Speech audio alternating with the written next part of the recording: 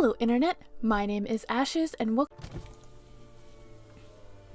Now, besides the first one, all of these tutorial videos are just going to cover one topic, this one being alcohol inks. That way you can pick the info you want to learn about. Though, I'd like it if you watch them all. But let's just skip past the part where I ask you to subscribe and like the video and jump straight into the information. Alcohol inks are exactly like they sound, inks mixed with alcohol. Usually isopropyl alcohol. They come in a wide range of colors and brands, and you can even DIY them. Though I haven't tried that out yet. Now, there's some debate about whether you should use alcohol inks in UV resin because they could do some weird things. Some of the more common problems are that your project is just covered in ink because it gets pushed out the side, the resin not curing because the ink is way too dark, and if you cure it too fast, the alcohol inks will just sit on the surface. And while those are annoying, there are a few ways to get around them. So let's jump into a few projects that show what alcohol inks can do. The first project will be this really cool beach charm. If you want to avoid all those problems with alcohol inks, just use small amounts. So these are fairly simple. I'm going to make my ground by mixing resin and sand and then using a dark and light blue for the ocean. And then after that's cured, I'll put down a layer of clear and draw thin lines of white with my ink.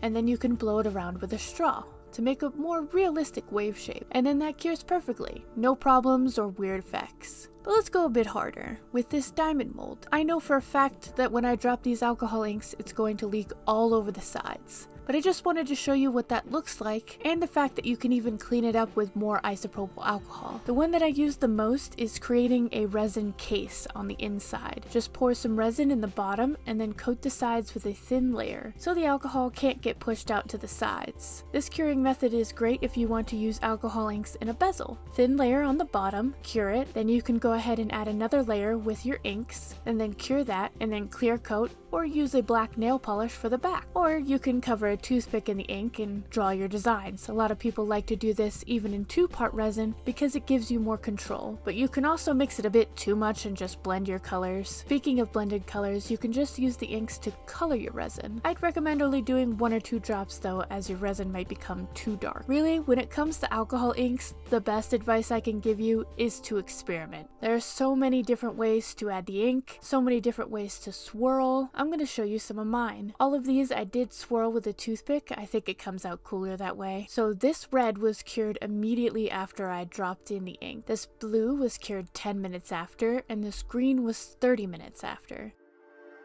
As you can see, the green sank a bit more. And I think I like this one the best, but the red and blue are pretty similar. So this is why I say to experiment a lot. Does it have to do with the different inks that I used? Was the green just heavier? Was it the different brands of ink? Or the different brands of resin because I ran out of my favorite? The thinner the resin, the more it should drop. I mean, all 3 of them look really good, and if you had a store, you could make something cute with all of these. And besides, you might find some secret technique that no one has ever heard of. And honestly, I just find it really fun. You can also add this thing called silicone oil to the mix. Now, it's mostly used to make really cool cells in acrylic or 2-part pourings, but I've never seen it used in UV resin, so let's see if it does anything. So the purple cured immediately with silicone oil on a toothpick. From what I read, you shouldn't use a lot. Next, we're going to wait 20 minutes to see if anything changes. It doesn't look much different, so maybe let's not swirl it at all this time. And it's at this point I realized I almost had all the Harry Potter house colors, so I decided to make this yellow one. This one I didn't swirl and just dipped a toothpick with the silicone oil in it, and it came out fairly boring. This next one I tried dripping some silicone oil straight onto it, and you can definitely see it doing something. This one looks neat. So let's try dropping the silicone first, and then the inks, and you can really see where the silicone drops are. It's really fun to just watch this work.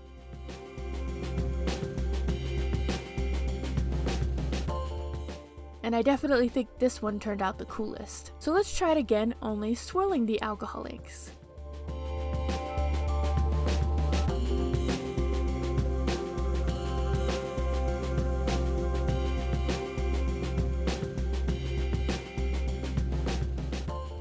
And whoops, this white is very heavy and just sank right to the bottom because I didn't do my own technique. But you can just clean it off with some isopropyl alcohol and it still looks pretty cool. And as a last control test, let's just use some plain resin coloring inks and see what happens. They do create a nice feathering effect when I swirled them with a toothpick, but you don't get that nice spread you get with alcohol inks. I bet mixing them would look really cool. So let's go ahead and try that.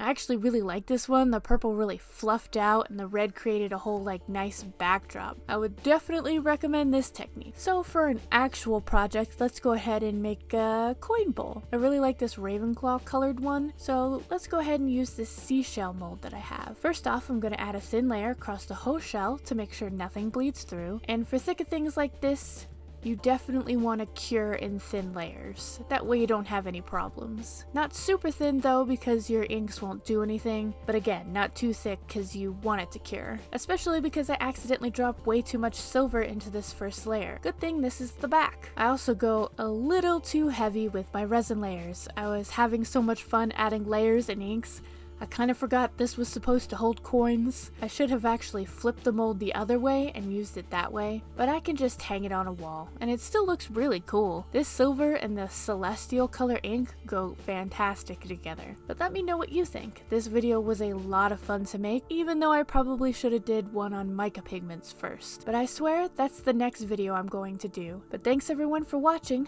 Let me know if you prefer these quick one-item tutorial videos, or if you'd like longer multi-item ones. And I will see you guys in the next one. Bye bye!